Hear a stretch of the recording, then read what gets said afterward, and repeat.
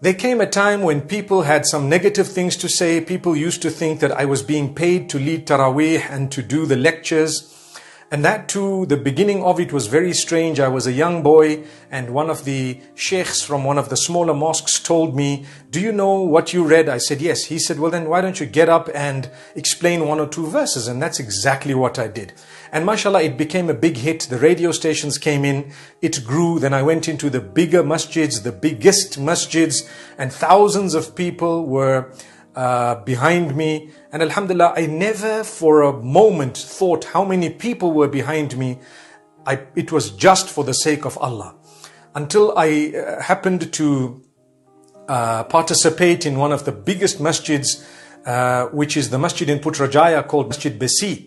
And subhanallah, it was just for the sake of Allah. I remember very well, it was not about name, not about fame. I never let it get to my head.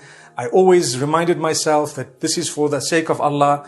I can be dropped by Allah in one moment, just like He elevated us or allowed us to see a little bit of goodness in this world. He can drop it as well. So we have to be grounded at all times. My father played a big role in keeping my head to its size, subhanallah.